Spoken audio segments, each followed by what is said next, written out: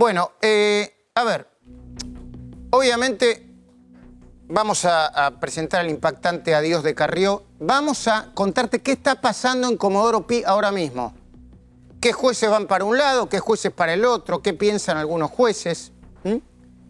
Y vamos a presentarte un editorial que se llama, y yo te pido que le prestes mucha atención a este editorial, Los números rojos de Alberto y la paranoia K. Pero antes de eso, y antes de presentarte un video, un compilado que muestra una Carrió en estado puro, con la que vamos a hablar después con Paulo Oliveto, que es quizá la dirigente más importante de la coalición cívica, junto con otros, ¿no? Después de Carrió, quiero presentarte una información de último momento porque tiene que ver también con la transición. Ahora mismo, vamos. Último momento. El presidente Macri acaba de ungir a Cristian Ritondo como el jefe del bloque de Juntos por el Cambio, o como se vaya a llamar el bloque de la gente de Cambiemos junto con el Cambio, que integran o van a integrar radicales como Alfredo Cornejo, Mario Negri. Macri le pidió a Ritondo que sea el jefe de la oposición. Y esto tiene una lectura muy importante y profunda desde lo político. ¿Cuál es la lectura importante y profunda de lo político? Que Macri, el presidente en ejercicio, no va a resignar su papel que cree que se merece de jefe de la oposición. Repito, esto es una señal de que el presidente Macri se quiere presentar y no va a resignar la idea de ser el jefe efectivo de la oposición. Ahora nos paramos un segundito para empezar a analizar los números rojos de Alberto Fernández y la paranoia acá. Pero antes, ya está Paulo Oliveto acá. La sientan, por favor, porque quiero compartir con una de las dirigentes más importantes de la coalición cívica algo que pasó en esta semana y como para nosotros se acerca el fin de semana, porque hoy el jueves es el último día de 4 días, no queremos dejar pasar, queremos darle la importancia que tiene. Más allá de hablar de actualidad, de la economía, ya está llegando Juan Liach. Vamos a hablar con Sandra Pita telefónicamente porque sucedió algo muy interesante, muy controvertido desde el punto de vista de lo que yo entiendo, la apropiación del Estado por parte de alguna gente del Frente de Todos.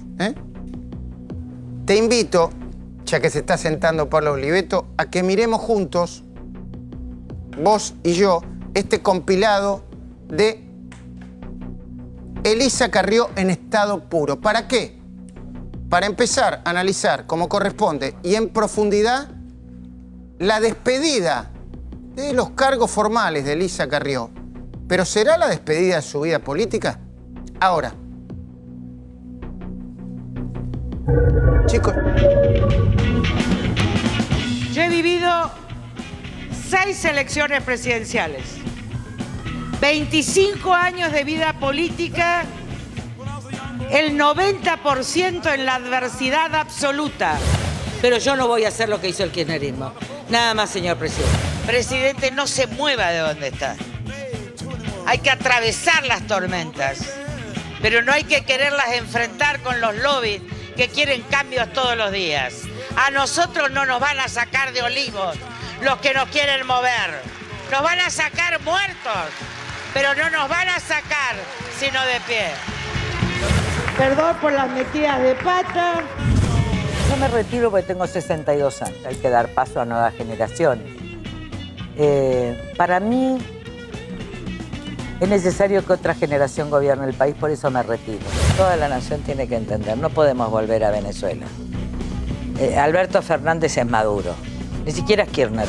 Así que mi misión política se acabó. Yo le agradezco a toda la Argentina.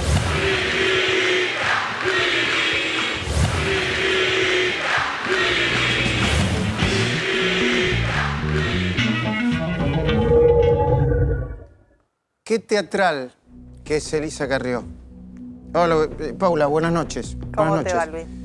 Yo voy a decir algo que espero que no ofenda ni a Carrió ni a vos. De alguna manera en lo teatral Carrió y Cristina Fernández de Kirchner, más allá de que obviamente tiene otra trayectoria y que yo de ninguna manera compararía la moral y la honestidad de Elisa Carrió, una dirigente que sin hacer campañas con dinero de empresas ha conseguido que... ¿Cuántos legisladores son ustedes? 15. Ha conseguido una fuerza de 15 legisladores nacionales. Sí. De 15 legisladores nacionales. Digo, porque la acusan de destructiva, pero es teatral. Esa Elisa Carrió que vos viste es teatral. La pregunta que nos tenemos que hacer todos es si la Argentina puede darse el lujo o no de seguir teniendo o no tener a Elisa Carrió. Te escucho, Paula. ¿Qué querés que te diga? Para mí, Lilita es mi maestra, es familia, me enseñó otra forma de hacer política, que la entrega es lo más importante, el servicio público, es una mujer honesta, formada, que ha tenido un acto de generosidad muy grande, no solo el tema de dejarnos a nosotros en la cotidianeidad, la conducción del partido a cargo de Maxi Ferraro, el bloque, sino también la enseñanza. Lo que ella nos dio es eso, es una enseñanza profunda. La acusan de destructiva, de haber dicen, se fue de la Unión Cívica Radical, se peleó con este, con el otro, le dice al presidente lo que quiere, puso al presidente al borde. ¿Cuál es tu mirada sobre eso? Que ella siempre privilegió la verdad al corporativismo y que a veces era la única voz que decía cosas que muchos no se animaban a decir. Y si hay algo que no se va a privar la Argentina es de esa voz, porque en definitiva los cargos no te definen el liderazgo moral de una nación. Ella ha sido... ¿Cómo? Claro, vos podés tener un cargo o no tenerlo, pero si tu voz tiene fuerza, si tu voz representa los valores de muchos argentinos, más allá del cargo, esa voz va a seguir teniendo un peso específico. Y eso es lo que es Lilita. ¿Va a ser diputada o no va a ser diputada? Bueno, ya no va a ser más diputada. Los que la amenazan, que quieren detenerla, pueden ir por ella porque es una ciudadana común. Ahora, su voz, su trayectoria, su honestidad, eso está con ella y va a seguir existiendo porque lo necesita la Argentina. A ver, Paula, me estás mostrando otra perspectiva del adiós o de la despedida de Elisa Carrió. No, eso... Vos decís que puede dejar los cargos, pero la voz no se va a apagar. O sea, no va a dejar de hablar, no va a dejar de decir lo que piensa. Sencillamente está enviando otra señal a la clase política. Che, dejo los fueros. Los mismos fueros que protegen... Estoy pensando en voz alta, ¿eh? Los mismos fueros que protegen a Cristina son los que yo, o que protegieron durante muchos años a Cristina, son los que yo no quiero utilizar en el caso de que alguien me quiera denunciar. Y además, ¿sabes qué? Ella lo escribió en su libro Vida. Ella quiere vivir. Y la entrega es tal que tu vida se limita mucho. Vos conocés la familia Lilita, tiene hijos maravillosos. Se limita la relación con tus hijos, con tus amigos, se limita la posibilidad de enseñar, de estudiar, de ejercer. Entonces me parece que ella lo que quiere es vivir. Ahora, el compromiso con su país es tan, pero tan grande, que si pasan cosas que ella tiene que, donde ella tiene que pronunciarse, ella lo va a hacer porque está en su ser, está en su forma de relacionarse con los ciudadanos. Ahora, tiene ganas de hacer otra cosa y tiene todo el derecho a hacerlo, porque ha entregado mucho. Y yo la entiendo tanto, Luis. Ella dice... ¿La entendés en qué sentido? Ayúdanos a entender a Elisa Carrió, Paula Oliveto. Bueno, eso es muy difícil. Sí. Porque ella, para mí, es un ser único. Ella ha entregado, vos fijate, ponete en la vida de una persona cuyos últimos 25 años entregó todo. Entregó su salud, entregó sus bienes, entregó su familia. Vos decís realmente... que entregó su salud porque estuvo muy, muy mal de salud. Sí. Y a veces en la lucha... Entregó sus bienes, decís. Y sí, porque ella ejercía la profesión, decidió que al ser diputada era inmoral ejercer la profesión y usar su nombre para ejercer el derecho y enriquecerse. De hecho, ninguno de nosotros ejerce la profesión. Ella es una mujer que entregó mucho y llega a los 63 años y dice quiero vivir. ¿Y quién le va a decir que no se lo merece? Es así. Y esa foto tan maravillosa con su hijo Nacho y el presidente Macri, creo que es que la resume en este momento. Hablando de Macri, acabamos de dar una información en último momento que decidió que Ritondo va a ser el jefe del bloque PRO. del PRO, del jefe del PRO, ¿no? Es una... ¿es un mensaje de ratificación de la conducción de la oposición? O sea, para vos, Macri debe seguir siendo el conductor, es el presidente, debe ser ahora el único conductor de la oposición. No, yo creo que eso lo va a decidir la gente.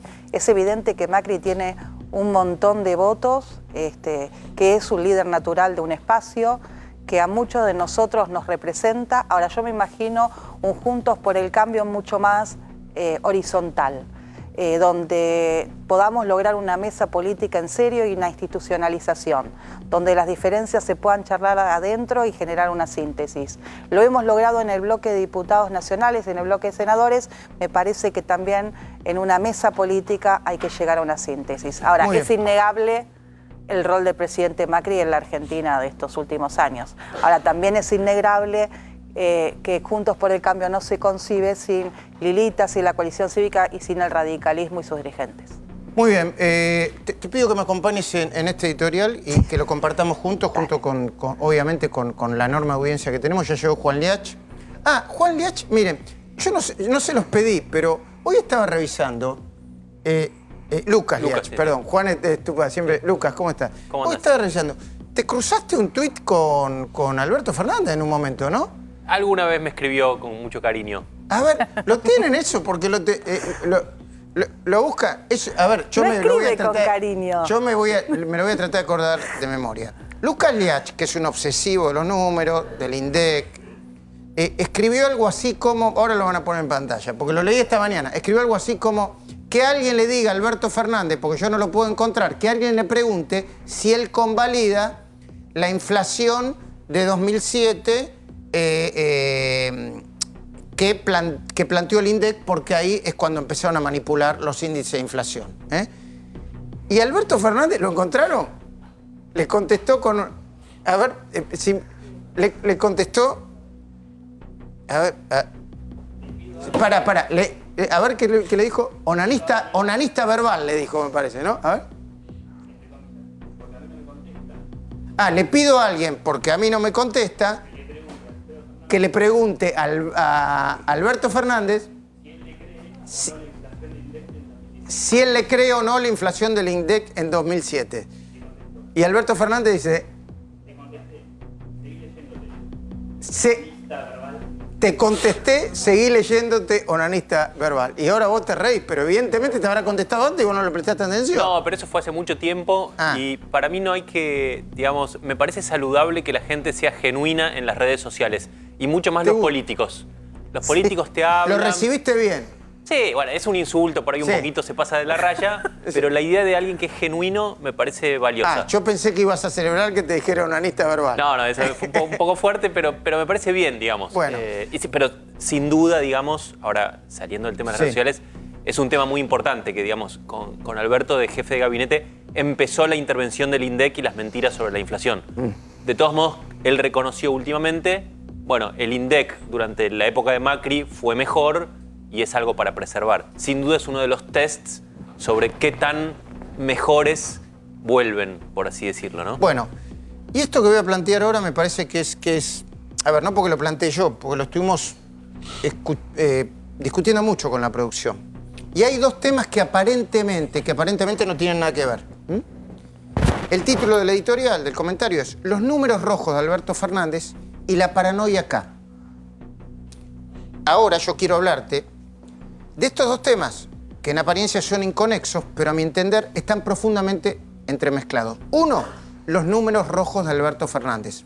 A ver, mejor dicho, los números de la economía en picada de la que va a tener que hacerse cargo el gobierno de Alberto Fernández. La emergencia económica que incluyen inflación en alza, el dólar, la deuda, el financiamiento externo, la desocupación, la pérdida del poder adquisitivo del salario, la emergencia social, y algunos dicen alimentaria, ¿no? Por un lado.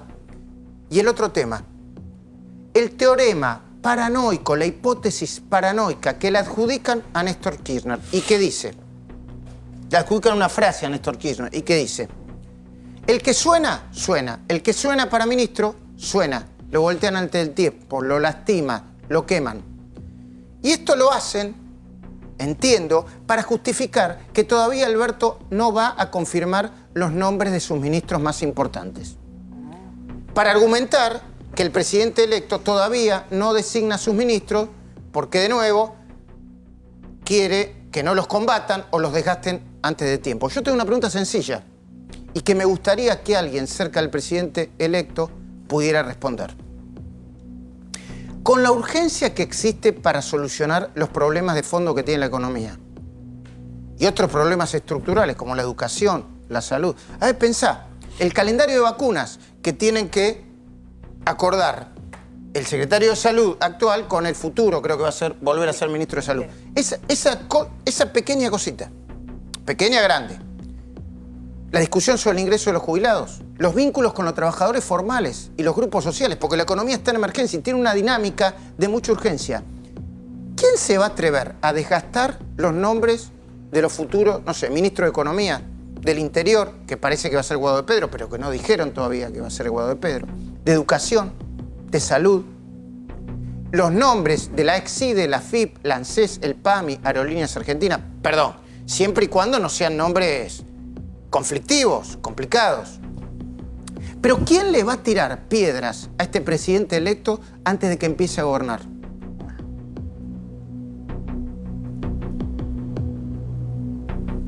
Por eso yo creo que algunos nombres se deberían dar a conocer de manera urgente. Creo que están planteando una excesiva paranoia sobre no, lo escondo. Si es esa la verdadera razón. Si es esa la verdadera razón. Porque esos nombres los están esperando con mucha ansiedad. Por ejemplo, en Washington, en las oficinas del fondo, porque su staff tiene que decidir si le va a seguir prestando dinero a la Argentina a pesar de la hecatombe económica y financiera. Y tiene que saber cuál es el programa, cuál es el tipo de negociación. A menos que estén negociando de manera oculta, creo que no. Pero además, para eso la Constitución prevé una transición que no es más que el tiempo entre el resultado de la elección y la asunción del nuevo gobierno. Te lo voy a plantear con un ejemplo claro. En este grupo, en este canal, en esta señal y en América, ya deben estar pensando para el año que viene. Es más, yo estoy seguro que deben estar pensando para el año que viene, porque si no, trabajarían con mucha imprevisión. Si en un canal de televisión, en un medio de comunicación, hacen eso, ¿cómo no van a saber quiénes van a ser sus ministros a esta altura? Quizá me dirán, Alberto lo sabe y no se le dice a nadie, no se filtra. Bueno, ¿saben para qué se planteó la transición entre un gobierno y el otro? Para que los ministros salientes le entreguen a los entrantes toda la información disponible. Ya lo saben porque hay dos equipos de transición. Y para que los ministros entrantes se empiecen a familiarizar con los sillones y las oficinas que tienen que ocupar. Yo, en los estudios de televisión o de radio, hacemos eso con los equipos.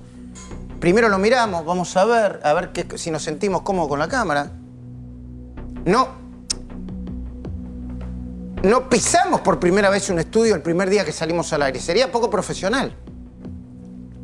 Porque si el futuro ministro de Economía se va a poner a trabajar, como no lo dudo, en la complicadísima economía del país, recién el martes 10 de diciembre, y nos lo van a presentar los argentinos el lunes 9 de diciembre, el ministro va a ser tal, ya se habrá perdido mucho tiempo, mucho empuje y mucha energía en decisiones que ya se tienen que haber tomado o que debían haber sido tomadas desde hace tiempo, o pensadas. Vamos de nuevo, pensadas desde hace tiempo y ejecutadas a toda velocidad. Y no porque yo lo diga, porque quiero influir en la opinión o en el tiempo, quiero acelerar los tiempos, sino porque la dinámica de la economía de la hora lo impone. Vamos de nuevo. Te voy a mostrar algunos números básicos de la economía argentina de la que Alberto Fernández se va a hacer cargo. Mira, la deuda pública, que en su conjunto es más de 300.000 millones de dólares, creo que son 307.000. La misma deuda externa, de la que en los próximos 6 meses están venciendo 30.000 millones de dólares. Repito, todo en el sector externo. La misma deuda externa sobre la que deberemos pagar, si no se renegocia el acuerdo con el fondo de inmediato, otros 100.000 millones de dólares desde enero de 2020, dentro de un ratito, hasta 2023. ¿Entendés lo que el problema en el que estamos? Con un nivel de reserva del Banco Central, lo voy a hablar después con Lucas, que se calcula a diciembre en 40.000 millones de dólares, pero con tan solo 8.000 millones de dólares de libre disponibilidad o operativos. Con una caída del consumo que se estima entre un 6 y un 10% solo en este año o cuando termine este año. Con una caída de ventas en los shoppings y supermercados de 14 meses consecutivos. Una capacidad ociosa en las industrias de casi el 40%. Son números complicados, ¿no? Una pobreza que hoy se estima en un 35.4%. Se estima, no, se determinó en un 35.4%, pero que llegaría al 40% a fin de año. Una desocupación de más del 10%. Una recaudación impositiva que viene creciendo muy por debajo de la inflación y no muestra un cambio de tendencia. Un riesgo país que hoy cerró en 2.238 puntos. Con estimaciones del Fondo Monetario para el cierre de este año 2019 que inquietan todavía más. Escuchá, esto es lo que dice el Fondo Monetario. Que el Producto Bruto Interno, cuando termine el año, va a tener una caída del 3.1%. Que va a haber una inflación acumulada del 57.3%, casi el 60%. Un crecimiento negativo para el año que viene, perdón, no quiero ser pájaro de mal agüero, es lo que calcula el fondo. Un crecimiento negativo para el año que viene de 1,3%, es decir, menos 1,3%. Una inflación estimada para el año que viene de casi el 40%. Y como si esto fuera poco, están las paritarias. Paritarias en las que los principales sindicatos del sector privado vienen pidiendo, hicimos un promedio con la producción, un aumento del 20% hacia atrás para los que tienen cláusula gatillo. Un aumento de otro 20% hacia adelante para los próximos 6 meses. Y uno de los dos principales gremios del sector público reclama ahora mismo el 5% para enero, el 5% para febrero y aumentos en muchos rubros que están en el sobre de sueldo, como presentismo, guardería. Y después están los sindicatos del sector privado que siguen y también reclaman, porque obtuvieron para 2019 aumentos por debajo de la inflación. Te voy a dar algunos ejemplos.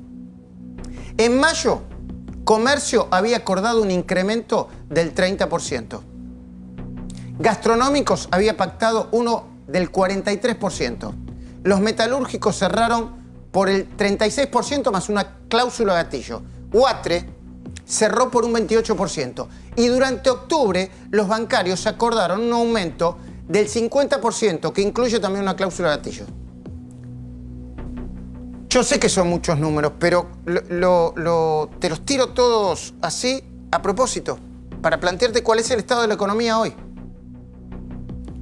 El salario mínimo es de 12.500 pesos de agosto y la canasta de alimentos, para no ser pobre, es de casi 35.000 pesos para una familia tipo.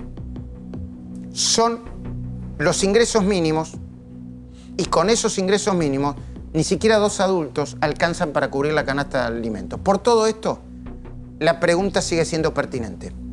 ¿No es hora de nombrar a un ministro de Economía muy competente, con muchas espaldas, para enfrentar esta crisis y evitar que no se transforme, por ejemplo, dicen algunos expertos, en una hiperinflación? No estoy diciendo que suceda, digo que se está a tiempo de evitarlo. Yo he escuchado algunas versiones. Una, que Roberto Lavagna ya le habría mandado decir a Alberto que no se moleste en ofrecerle al ministerio porque no lo iba a aceptar. Los motivos son, me parece, atendibles si se ven del lugar de Lavagna, ¿no? Lavagna cree que para aceptar una responsabilidad así tienen que darle todo el poder que él necesita. No solamente el Ministerio de Economía, sino el de Producción. Por las propias características de la coalición, sería muy difícil que acepten esas condiciones, porque hay demasiadas corrientes ideológicas enfrentadas. Escuché también que a Martín Redrado, un excelente técnico, lo habría embochado por su antigua pelea con Cristina. Es decir, la vicepresidenta electa habría ejercido su poder de veto. Lo mismo habría pasado con Carlos Melconian, pero esta vez por prejuicios ideológicos. Yo no sé si esto es verdad. No sé si es un buen sistema de toma de decisiones. No porque yo quiera uno y otro, porque las decisiones en una emergencia se toman entre los mejores.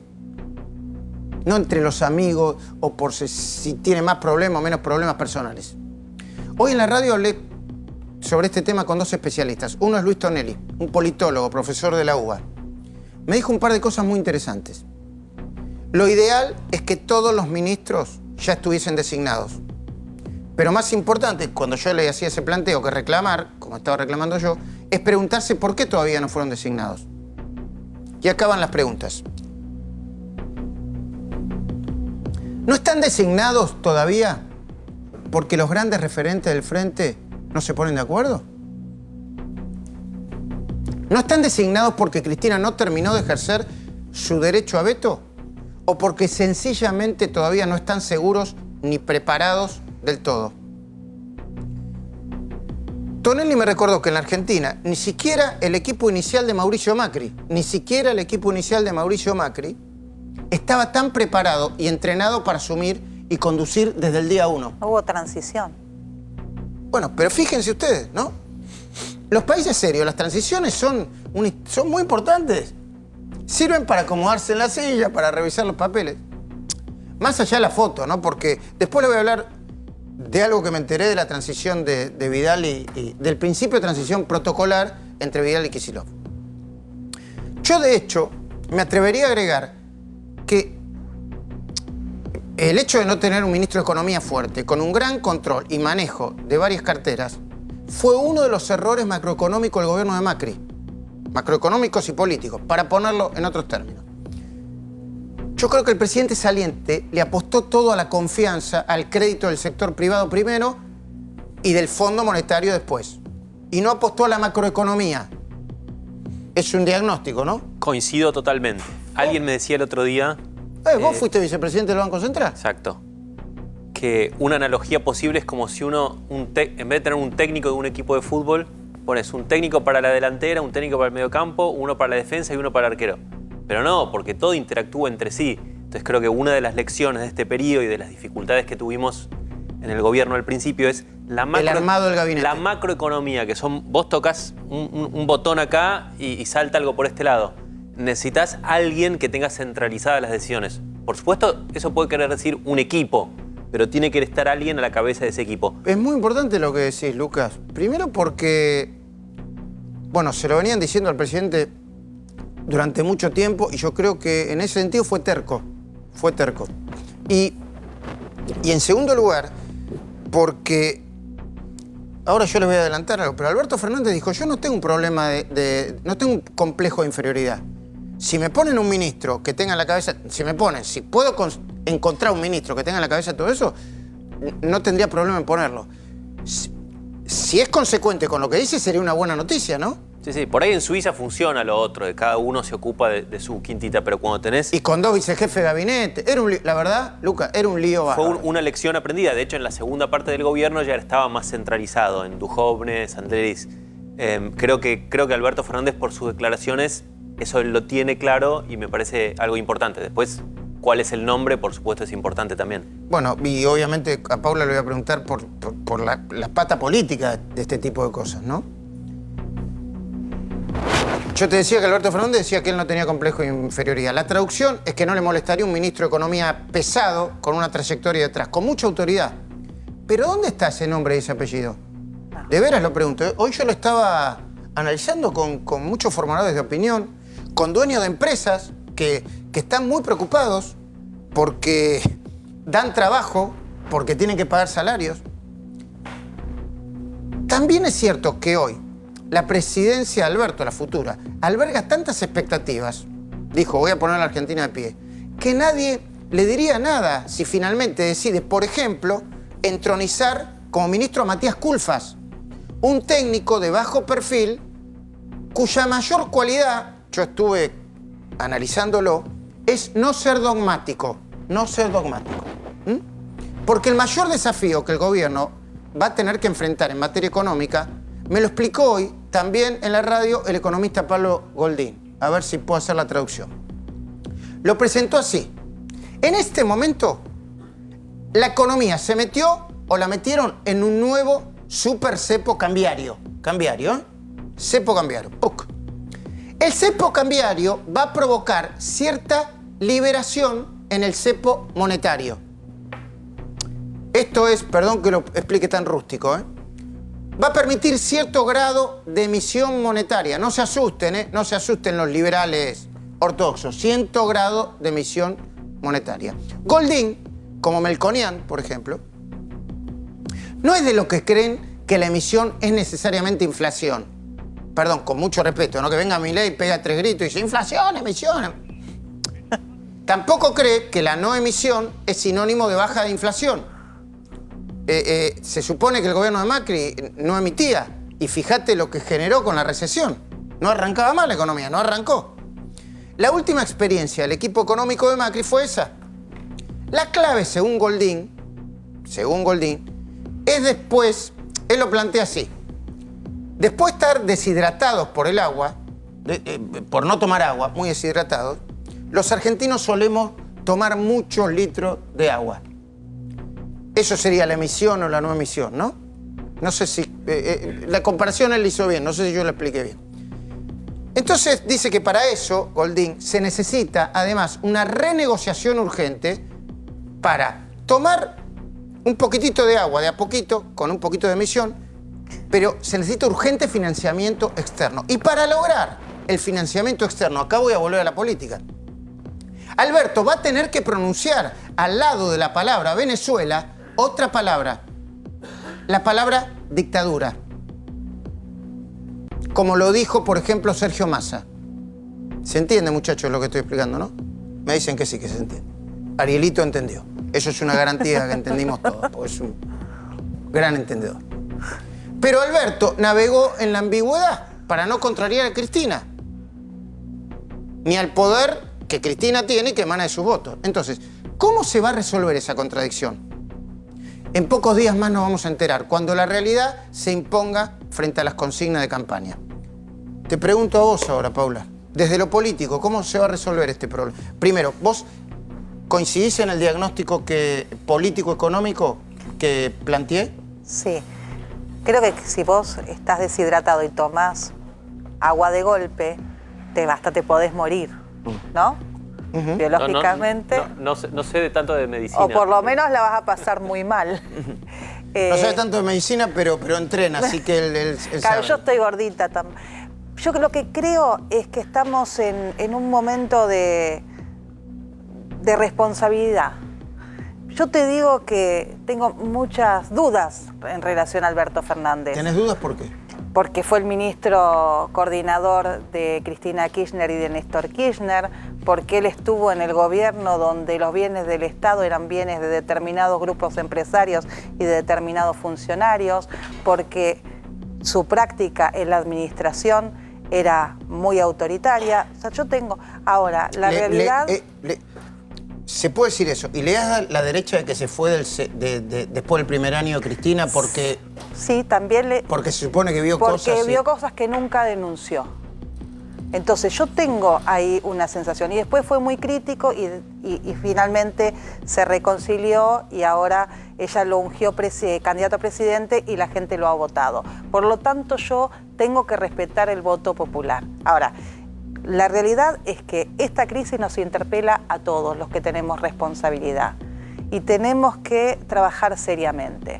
Y no desde la agresión, la tribuna, la tontería, sino la política, sentarse en mesas de trabajo para tratar de resolver las cosas y no poner más palos en la rueda, porque parte de lo que nos ha pasado a nosotros como gobierno tiene la génesis en que Cristina Kirchner no hizo transición, ni siquiera le entregó el mando al presidente electo. Y le puso palos en las ruedas desde el primer día. Desde el primer día.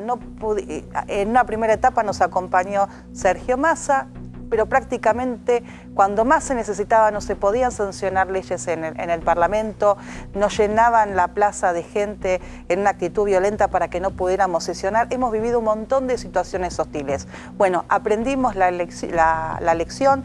Esto no se lo tiene que hacer nunca más a un presidente en ejercicio en democracia. Y nosotros tenemos el doble rol. Como Cambiemos, construir una coalición parlamentaria muy fuerte, ser el contrapeso republicano al kirchnerismo nuevamente y generar una alternativa para dentro de 2 años y dentro de 4 años. Ahora, la sociedad lo que le requiere a la clase política no es que nos agredamos, sino que nos sentemos a construir políticas públicas de manera inmediata, con acuerdos básicos. Y a ese diálogo Alberto no está llamando. O sea, yo no lo veo a un presidente que va a asumir en 20 días un ¿Pero país... vos qué sentís, que sigue en campaña? Sí, sigue en campaña, sigue en una posición altiva, no está convocando ni al diálogo ni a la unión de los argentinos. Y me parece que ese también es un punto a reflexionar por él y por su grupo. Y yo estaba pensando qué pasó cuando Lavagna era ministro de Economía durante el kirchnerismo. También vio cartelización, él, a diferencia de Alberto Fernández, la denunció. No lo denunció en la justicia, no, pero lo denunció públicamente. Ahora, cuando Lavagna tuvo consideración popular, el gobierno de Néstor Kirchner lo corrió y de alguna manera dividió la cartera de Economía. Entonces, yo realmente no sé quiénes son, en definitiva, los que van a gobernar el país a partir del 10 de diciembre. Y esta incertidumbre la tiene la gente en la casa, la tienen los inversores en Washington, la tiene, bueno, todas las personas, la tienen los periodistas, la tenemos todos. Decime una cosa, ¿te sorprendió el resultado de la elección, Paula? Nosotros sabíamos que la calle había cambiado, que la sociedad se estaba movilizando, que no solo se vota por una cuestión económica, sino que hay valores y que este no es un gobierno nuevo. El gobierno de Alberto Fernández es un gobierno que está constituido por gente que nos gobernó durante 12 años, que gran parte de la sociedad, más del 50% de la Argentina, no quiso volver a ese pasado y que nosotros de alguna manera representábamos mayoritariamente a esos argentinos que defendieron el cambio como pocos. Bueno, nosotros en unos segundos más te vamos a contar qué es lo que está pasando en Comodoro Pi. ¿Qué pasa con los jueces en Comodoro Pi? ¿Cómo se dividen? Ahí tenés otro acuerdo que tiene que hacer la política, la justicia. La justicia, el Consejo de la Magistratura. ¿Y qué tipo de acuerdo sería? Bueno, a ver qué vamos a hacer con Comodoro Pi. ¿Qué vamos a hacer con los jueces que no pueden explicar su patrimonio? ¿Qué vamos a hacer con la implementación del Código Procesal Penal de la Nación? ¿Qué vamos a hacer con los jueces que faltan designar? ¿Qué vamos a hacer con los jueces que demuestran que no tienen independencia porque fallan según los tiempos políticos? La verdad es que eso requiere un pacto de todos, social y también de la clase dirigente. Ya que introduciste el tema, después me voy a hablar obviamente con Lucas Liach. Vamos a presentar este segmento con la pregunta: ¿qué está pasando en Comodoro Pi verdaderamente, más allá de las opiniones, las miradas? Hay grupos de jueces, hay jueces que están más cómodos con esta nueva situación, hay jueces que quieren seguir investigando. ¿Me contás un poco, Hugo Machiavelli? Dale. Por supuesto, Luis. Las noticias de los tribunales federales de Comodoro Pi hay que manejarlas por instancias. Una de las instancias son los jueces de instrucción, los 12 jueces federales. Las otras instancias tienen que ver con la Cámara Federal, con la Cámara de Casación y con los tribunales orales. Vamos a ver lo que es a grandes rasgos la situación hoy de muchos de los jueces. Fíjate, ahí tenés Claudio Bonadío, Julián Ercolini y Sebastián Casanello. 3 hombres que siguen investigando y por ahora con el aval de la Cámara Federal las causas denominadas K, es decir, causa Cuadernos, la segunda parte de la ruta del dinero K y otras causas que se llevan adelante por estos jueces. Vamos a ver otros jueces, ¿no? Es decir, los clasificamos de este modo. Ahí tenés al juez, la jueza María Servini. Ese es Sebastián Ramos. Sebastián Ramos. Y el juez... Uno es Sebastián Ramos y el otro ¿quién? ¿Luis Rodríguez? No, Sergio Torres. Sergio Torres. Sergio Ahí Torres, tenés. perdón. Son Sebastián Ramos y 3 Sergio. jueces que tienen causas de ambos de ambos sectores, Sí. ¿no? Por un lado... Perdón, ¿qué? Que Torres quedó vacante porque juró como juez ante la Corte Suprema de Justicia Ah, de la o sea que provincia de ya no Buenos es Aires. más juez federal. Lo está Sí. subrogando Canicoba Corral. Claro, Ajá. claro. Bueno, ahora llegamos a Canicoba Corral. Ay, Vos Dios. tenés el caso de estos 3 jueces que trabajan en ambos sentidos, tanto con causas que tienen que ver con el gobierno anterior como con el gobierno actual. Menos el del medio que pasó a otra, acaba de decir Cecilia, Claro, claro, pasó claro. a otra instancia. Sí, pasó sí, sí, como- pero Corte- digamos a que... la Corte. A la Corte bonaerense. Exactamente. bonaerense. Pasó a la Corte bonaerense, sin embargo, ahora va a venir Canicoba Corral, que son jueces que en todo caso están más vinculados con las investigaciones sobre el actual gobierno. Vamos a ver allí. Ahora, primero elijo, un juez al que se lo considera también ha trabajado en ambos sentidos. Recordemos las investigaciones que tiene el hijo, por un lado en Sueños Compartidos, por otro lado las investigaciones en la causa Correo, y es un juez que quiere despolitizar a la justicia, alguien que de algún modo está investigando y avanzando en la idea de despolitizar. ¿Por qué? Porque todos estos jueces, menos Julián Ercolini, tienen investigaciones en el Consejo de la Magistratura. Todos tienen pendientes resoluciones sobre sanciones disciplinarias. Ahora, por ejemplo, quiero detenerme un segundito. En el caso de, a mí que se despolitice la justicia, que no te tiren una denuncia por otra porque no le gusta la cara de Paulo Oliveto, entonces te tiran una denuncia, te hacen el operativo PUF. Eso que se despolitice la justicia me gusta. Ahora, yo lo veo a Bonadío, que él sigue, me da la sensación, ¿no?, de que sigue investigando la causa Sí, de sí, corrupción. y de hecho la y le Cámara- sigue poniendo nafta, le Exactamente. sigue poniendo energía a la causa de los cuadernos. Y cuando analizás o lees los dictámenes de la Cámara Federal en cuanto a megacausa cuadernos, en general lo que está es apoyando la investigación Bonadío. Es un espaldarazo, por un lado, por la cartelización de la obra pública y por otro lado, aún con la falta de mérito contra Cristina y la revocación en una de las etapas, sin embargo, el apoyo es a favor de la instrucción que hizo Bonadío. Miremos el caso de los jueces que, en este caso, empiezan a mirar de costado o en todo caso no están tan afianzados en las investigaciones sobre causa de corrupción del kirchnerismo y algunos dicen están avanzando más sobre las causas llamadas M del actual gobierno. Por un lado tenés a Marcelo Martínez de Giorgi a la derecha, un hombre cuyo fiscal, el propio Picardi, le apeló el hecho de que en Odebrecht no estuvieran vinculados los ex funcionarios y también los hombres vinculados con el gobierno de Macri. A Rafecas en un momento se lo mencionaba como... Para candidato a la Procuración General de la Nación. Disculpame, el candidato a procurador... Era uno de los nombres que sonaba para esta nueva gestión. ¿Vos compartís la mirada de las fuentes de Hugo Machiavelli, Cecilia, o no completamente? Porque, bueno, vos te estás en Comodoro Pi todos los días, Sí. no importa que tengan diferentes miradas, No, yo comparto mucho, creo que también sobre todo hay que poner la vista en los tribunales orales, porque la gran cantidad de causas de corrupción que hubo del kirchnerismo avanzaron mucho en 2016, 2017, Claro. y en el último año y medio han sido elevadas. Y lo que pasa en los tribunales orales es que hay muchos que están incompletos. Entonces, tras que tienen poco personal y están incompletos, hay que coordinar 2 agendas, hasta 3 agendas de tribunales, y eso hace que se demore muchísimo el inicio de los juicios. Y una vez que inician, a razón de una audiencia por semana o audiencias de mediodía, no se termina más. Parece un chiste. ¿Cómo Exactamente. sigue la justicia en Comodoro Claro, Pi, Hugo? fíjate, Dale. otros casos, ahí vamos a tener, ahí decíamos Marcelo Martínez de Giorgi, ahí tenés a Canicoba Corral y al juez Luis Rodríguez, 2 jueces que ahí sí hay que detenerse un poquito porque uno estaría investigando la actuación de Elisa Carrió. Recordemos que fueron 2 jueces denunciados que tienen muchas denuncias. ¿Quién junto está con investigando a otros. Elisa Carrió? Canicoba Corral. Dicen los Canicoba Corral. medios, Lita no fue ni notificada ni imputada. Está bien, pero se sabe que hay una investigación en curso sobre Sí. Elisa Carrió, incluso Me parece que fuentes cercanas al juez dan a entender eso, pero digo, a ver, ¿qué es lo que está...? Ustedes deben estar enterados. ¿Qué es lo que está pasando, Pau? No, nos enteramos por los medios de comunicación. ¿Y qué? ¿Y por qué la quieren investigar? Porque fue la que denunció la corrupción en la Argentina. Entonces le arman causas. Ahora, que no se dejen de amenazar y que la llamen a declarar y que y que ella se pueda defender y es una ciudadana común sin fueros. Ahora, recordemos que parte de esos muchachos están investigados en el Consejo de la Magistratura porque viven como ricos con sueldo de clase media. Paula, perdóname una pregunta. Durante 3 años ustedes en el Consejo de la Magistratura tuvieron una mayoría muy fuerte que incluso fue lo que les permitió llevar a juicio político a Freire. ¿Vos viste a alguien de la coalición cívica sentada en el Consejo de la Magistratura? Pero ustedes, digamos, pero el Cambiemos tenía mayoría. Sí.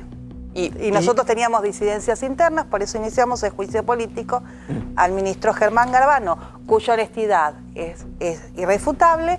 Ahora, un gobierno de Cambiemos tendría que haber tenido un impulso mucho más fuerte para que determinados jueces muy cuestionados en cuanto a su obrar y su patrimonio no pudieran ser jueces de la nación. Termina con esto, Hugo. Sí, y te decía, Canicoba Corral, que es investigado además por enriquecimiento en el Consejo de la Magistratura, y Luis Rodríguez, que fue denunciado, recordemos, por la viuda de Muñoz, por Carolina Pochetti, sobre el supuesto pago de coimas para no investigar en ese momento la causa contra Daniel Muñoz, que hoy tiene el juez Bonadio. Después aparece María Eugenia Capuchetti allí, que es una jueza nueva, tiene en sus manos el reemplazo de Ollarvide, así como Canicoba Corral, en este caso también es la que está reemplazando a otro juez, y en este caso tiene que resolver sobre el enriquecimiento ilícito de los Kirchner. ¿Habrá cosa juzgada írrita? Es decir, ¿resolverá ella finalmente si hay que reabrir la causa que en ese momento llevó a Ollarvide?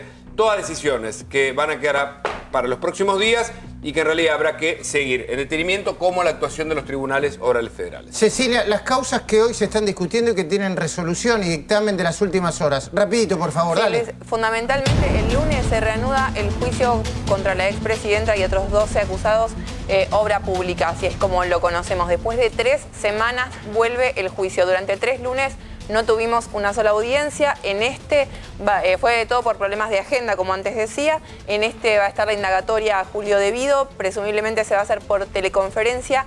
Inicialmente se sabe que el exministro no va a declarar, pero así todo tiene que presentarse y dar sus datos personales.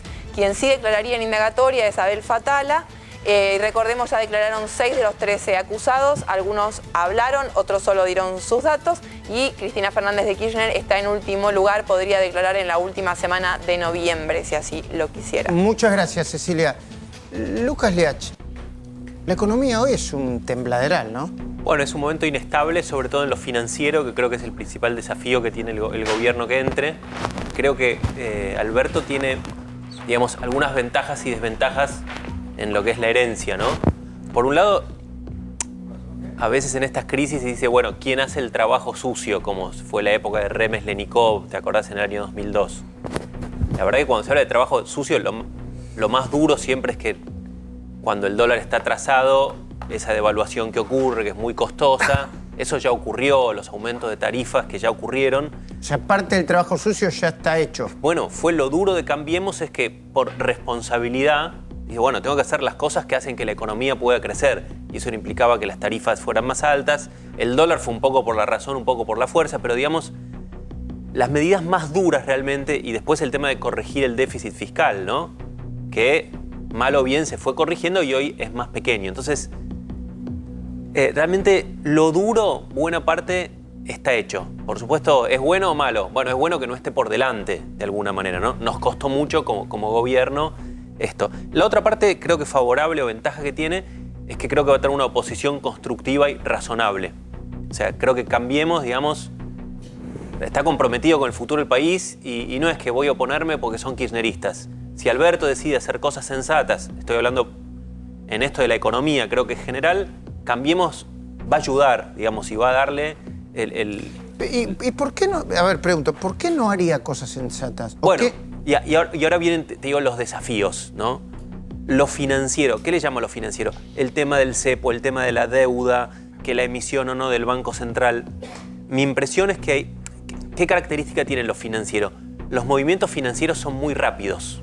Y cuando digo movimientos financieros, no pienses solamente en JP Morgan, es el argentino que dice, me deshago de estos pesos, dame dólares, aunque sea en el blue. Bueno, lo que pasó en las últimas 2 semanas. Fíjate lo rápido que fue después de las PASO, ¿no? Entonces, él rápidamente tiene que dar unas señales a favor de, bueno, voy a calmar lo financiero. Esto implica, por ejemplo, encarar la reestructuración de la deuda. Ya, eso ya, ¿no? Ya, en realidad debería estar haciéndose ahora. El gobierno tenía un proyecto de ley. Perdón, Lucas, yo casi intuitivamente digo, vos para hacer la reestructuración de la deuda tenés que tener al ministro de Economía ya. En cuanto pero yo no es que quiero quemar al futuro ministro de Economía o que tengo algún interés. Digo, nombrar al ministro porque lo primero que tiene que hacer, ya tendría que estar renegociando la deuda, ¿no? Ya tendría, yo te diría que, igual, la elección ocurrió el domingo. Todo es tan rápido en la Argentina que ya nos parece hace tiempo, ¿no? Digo, pero sí, en algún momento pronto debería estar nombrado el ministro y creo que la parte de...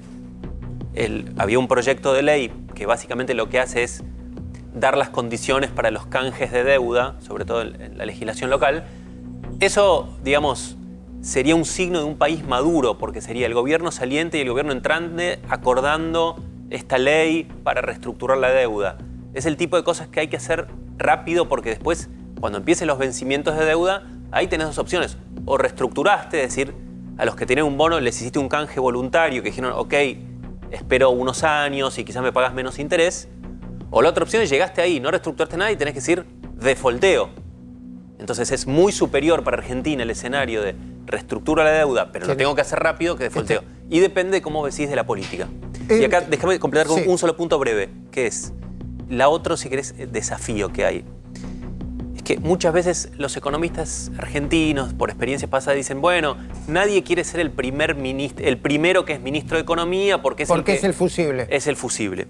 Yo lo que digo, Alberto tiene una situación también interna y la situación financiera es delicada, entonces, si en los primeros meses la cosa falla, la cosa financiera falla... Parece que tiene que meter un gol en el ángulo ya. Tiene que meter un gol rápido por lo económico y por su poder interno dentro del partido y de cara a la ciudadanía. No es un presidente, digamos, que nace, si bien tuvo muchos votos, bueno, de alguna manera son votos que vienen de alguien, su vicepresidenta lo puso ahí, ¿no? Entonces... Entiendo. Por ejemplo, cerca de Sergio Massa dicen que en 16 meses la Argentina va a empezar a mostrar crecimiento.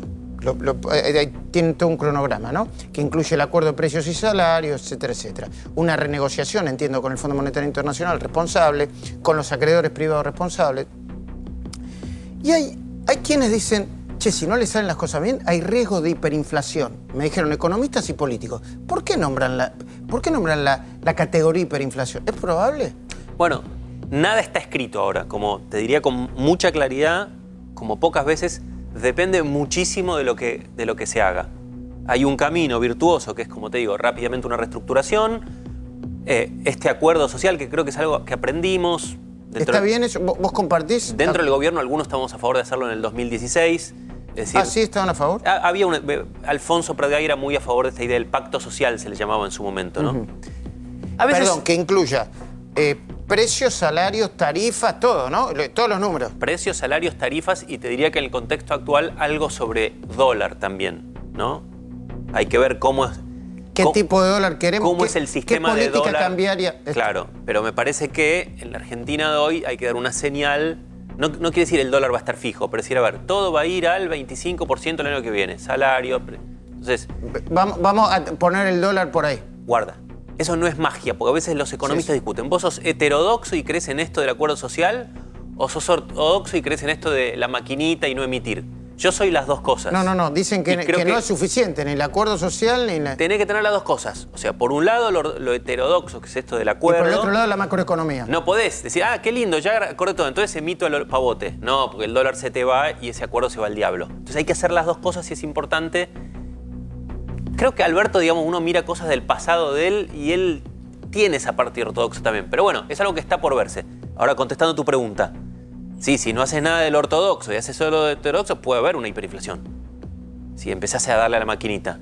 Pero si haces las dos cosas y las dos cosas bien, quizás hasta los economistas de masa se quedan cortos y podría ser antes una recuperación. O sea, realmente depende mucho de lo que se haga, pero eso tiene que empezar a ocurrir pronto, antes del 10 de diciembre. Bueno, después de una brevísima pausa de segundos, yo te quiero mostrar un video de un nuevo ataque a las autoridades actuales del INTI, que cuando yo lo vi no lo podía creer. Me van a tener que ir dando la información a través de producción, porque la tengo fragmentada, compartimentada, después del vino. Los Haroldos, vinos finos con Ángel. Los Haroldos Estate, mucho más de lo que esperas.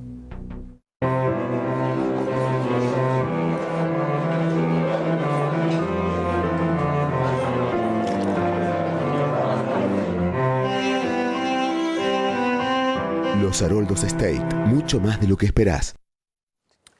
Bueno, a ver, estoy tomando la información que acaba de subir Clarín.com. Más violencia sindical en el INTI. Dejó una nota con una amenaza y quedó filmado. Es un empleado que milita en ATE y había sido despedido, pero fue reincorporado por orden judicial debido a su discapacidad.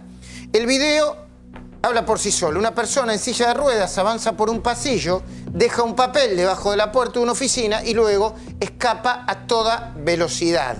Se trata de un nuevo capítulo de la tensión y la violencia que se vive en los pasillos del Instituto Nacional de Tecnología Industrial, INTI, entre sectores sindicales que responden a ATE y la conducción de funcionarios designados por Macri. Un fenómeno que se agravó en los últimos días. El protagonista, según trascendió, sería Alfredo Fernández, un empleado con discapacidad motriz que había sido despedido del organismo y que fue reincorporado por orden judicial. En el papel, un mensaje. Luna, sorete, te llegó la hora. Y el destinatario, Ernesto Luna, es el gerente de recursos humanos del INTI. Esta nota intimidatoria no fue la única. El instituto reveló que otros funcionarios recibieron mensajes similares. Te estamos buscando, entregador. A donde vayan, los vamos a buscar. Todo este tipo de cosas es lo que le da miedo a Paula y lo que genera un país. No solamente a favor de la grieta, sino un país inestable y de gente con miedo. Yo espero que esto no vuelva a suceder. Paula, yo te agradezco mucho que hayas venido. ¿Un último mensaje querés dejar? Rapidito, por favor. No, paz, templanza. Los argentinos necesitamos paz y nosotros tenemos que llevar paz. Estas cosas nunca más. Lucas, un último mensaje, por favor. Muy parecido a ella. Es un momento muy especial y todos los argentinos y sobre todo todas las fuerzas políticas tenemos que concentrarnos en defender a los argentinos y tratar de que el gobierno que viene empiece lo mejor posible. Bueno, yo por mi parte les digo donde está mi cámara que el domingo 20:30, después de las elecciones y los programas especiales, vuelve La Cornisa. Entre otras cosas vamos a tener un mano a mano con nuestro colega, el periodista y empresario Daniel Haddad. 20:30, el domingo, vuelve La Cornisa. Hasta el domingo. Chao.